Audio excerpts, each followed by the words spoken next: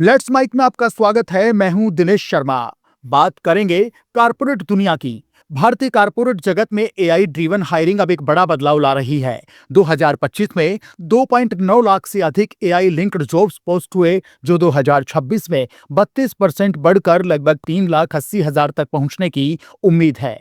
TCS और इन्फोसिस जैसे IT joints AI tool से रिज्यूम स्क्रीनिंग, कैंडिडेट मैचिंग और प्रोडक्टिव एनालिसिस को तेज कर रहे हैं, जिससे हायरिंग टाइम 50% तक कम हो रहा है। लेकिन पारंपरिक जॉब्स में कमी और स्किल गैप से जॉब मार्केट पर असर पड़ रहा है। आज कारपोरेट दुनिया के इस एपिसोड में हम ये देखेंगे कि क्या यह बूम है या जॉब किलर है। इसके साथ ही चर्चा करेंगे एआई ड्रिवन हायरिंग की कुछ केस स्टडीज और इसके फ्यूचर ट्रेंड्स पर।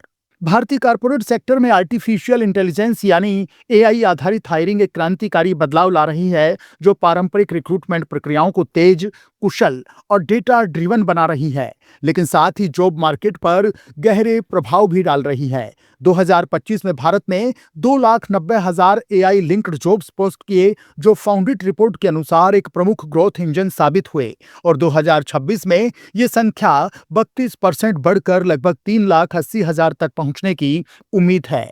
आईटी सॉफ्टवेयर और सर्विसेज सेक्टर ने एआई जॉब्स का सबसे बड़ा हिस्सा 37% लिया। उसके बाद बीएफएसआई 15.8% और मैन्युफैक्चरिंग 6% रहा। बीएफएसआई में वाई ग्रोथ 41% सबसे तेज रही, जबकि हेल्थ केयर एंड फार्मास्यूटिकल्स में 38% और रिटेल में 31% रही। बेंगलुरु ने एआई हायरिंग में 26% शेयर के साथ लीड किया। उसके बाद दिल्ली एनसीआर 18% और हैदराबाद 12% पर रहा। हैदराबाद 35% के साथ सबसे तेज ग्रोथ वाला टीयर 1 शहर रहा। ये बदलाव विशेष रूप से बड़े आईटी जॉइंट्स जैसे टीसीएस और इन्फोसिस में स्पष्ट दिख रहा है, जहां AI tools resume screening, candidate matching, chatbots और प्रोडक्टिव एनालिसिस के माध्यम से हायरिंग को ट्रांसफॉर्म कर रहे हैं। टीसीएस ने एआई को अपनी रिक्रूटमेंट स्ट्रेटेजी का कोर बनाया है, जहां TCS AI wisdom next TM जैसे प्लेटफॉर्म्स ऑटोमेटेड रिज्यूम स्क्रीनिंग और कैंडिडेट एंगेजमेंट को हैंडल करते हैं। कंपनी का दावा है कि एआई रिक्रूटमेंट टाइम को 50% तक कम कर सकता है, हायरिंग कॉस्ट घटा सकता है और बायस फ्री प्रोसेस सुनिश्चित कर सकता है। 2026 की शुरुआत में टीसीएस के पास 2,17,000 से अधिक एम्प्लॉय थे, जिनके पास हायर ऑर्डर एआई स्किल्स थी, जो पिछले महीने से 1,80,000 से बढ़कर आई। हालांकि कंपनी ने हेड काउंट में कमी देखी। इस वित्त वर्ष की तीसरी तिमाही में 582,163 पर पहुंचकर पिछले क्वार्टर से 11,000 कम, जबकि पिछले साल की तुलना में फ्रेशर हायरिंग 45% डाउन रही। टीसीएस और इन्फोसिस जैसी कंपनियां अब एआई और क्लाउड स्किल्स पर फोकस्ड कैंपस हायरिंग रिज्यूम कर रही हैं, लेकिन वॉल्यूम बेस्ड से वैल्यू बेस्ड शिफ्ट हो रहा है। इन्फोसिस ने भी एआई को हायरिंग में इंटीग्रेट किया है, जहां टोपाज जैसे AI suit recruitment work flow को स्ट्रीमलाइन करते हैं। कंपनी के सीईओ सलील परेख ने फॉरवर्ड डिप्लॉयड इंजीनियर्स का जिक्र किया, जो एआई लैंडस्केप में काम करते हैं।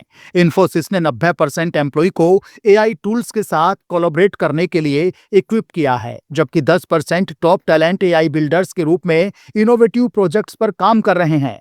पिछले फाइनेंशियल ईयर के तीसरे क्वार्टर में इन्फोसिस ने हेडकाउंट बढ़ाकर 3,37,034 किया, पिछले क्वार्टर से लगभग 5,000 जोड़े, लेकिन ये ग्रोथ पहले की तुलना में म्यूटेड रही। कंपनी ने रेवेन्यू ग्रोथ आउटलुक को 3 से 3.5% तक बढ़ाया, जहां एआई कोर ऑपरेशंस का हिस्सा बन रहा है। नास्कोम और इंडीड की रिपोर्ट के अनुसार भारत की 1/3 से अधिक आईटी कंपनियां एआई को 40% कोर ऑपरेशंस के लिए यूज कर रही हैं, जो प्रोडक्टिविटी बढ़ा रही हैं, लेकिन हायरिंग को प्रभावित कर रही हैं। एआई की ये रिवॉल्यूशन बूम और जॉब किलर दोनों के रूप में देखी जा रही है। एक तरफ वर्क रीइमेजिन्ड सर्वे के अनुसार Bharat global AI advantage score में 53 पॉइंट्स के साथ लीड कर रहा है, जहां 86% एम्प्लॉई जेन एआई के प्रोडक्टिविटी पर पॉजिटिव इंपैक्ट मानते हैं और 62% रेगुलरली यूज करते हैं।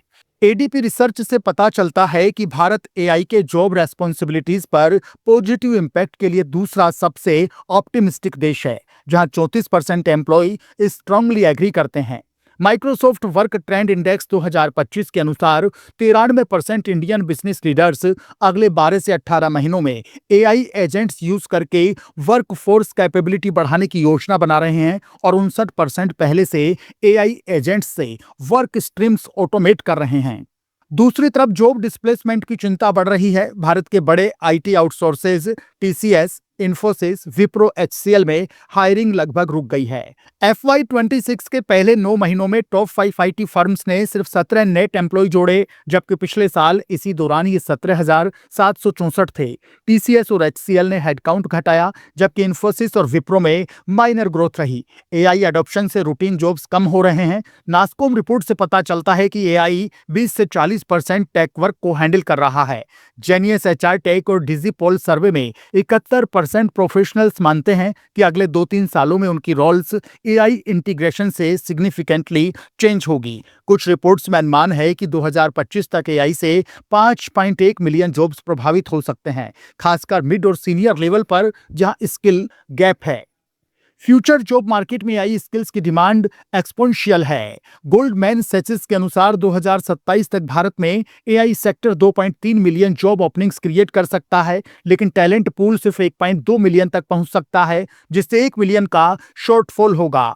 मेटआई और अन्य रिपोर्ट्स में 2026 तक 1 मिलियन एआई प्रोफेशनल्स की डिमांड बताई गई है।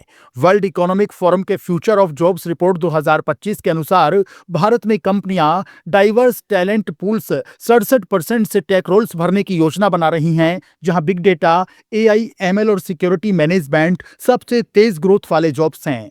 आप स्किलिंग और रीस्किलिंग जरूरी है, जहां कॉर्पोरेट स्पॉन्सरशिप महत्वपूर्ण भूमिका निभाएगी। कुल मिलाकर एआई ड्रिवन हायरिंग भारत के कॉर्पोरेट सेक्टर को अधिक एफिशिएंट और इनोवेटिव बना रही है, जहां टीसीएस और इन्फोसिस जैसे जॉइंट्स एआई को स्केल पर इंटीग्रेट करके प्रोडक्टिविटी और रेवेन्यू ग्रोथ ड्राइव कर रहे हैं। लेकिन ये जॉब क्रिएशन और डिस्प्लेसमेंट का डुअल इफेक्ट ला रही है। रूटीन और वॉल्यूम बेस्ड रोल्स कम हो रहे हैं, जबकि हाई स्किल एआई, जेन एआई, क्लाउड और साइबर सिक्योरिटी रोल्स में बूम है। प्रोफेशनल्स के लिए अप स्किलिंग जरूरी है, अन्यथा जॉब मार्केट में गैप बढ़ेगा। 2026 में भारत एआई टैलेंट हब के रूप में उभर रहा है, जहां ये रिवॉल्यूशन बूम साबित हो सकती है यदि वर्कफोर्स तैयार हो, वरना चुनौतियां बढ़ेंगी। कॉर्पोरेट दुनिया में आज इतना ही। आप जुड़े रहिए लेट्स माइक के साथ।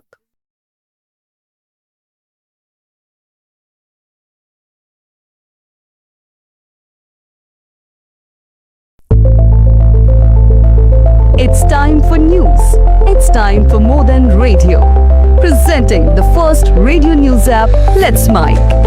Let's Mic, a news-based app on your phone where you get to watch and listen news, talk shows, interviews, radio show podcasts. On Let's Mic, you get all relevant information of TV, print, radio, podcast, and digital. Let's Mic talks about every segment of life.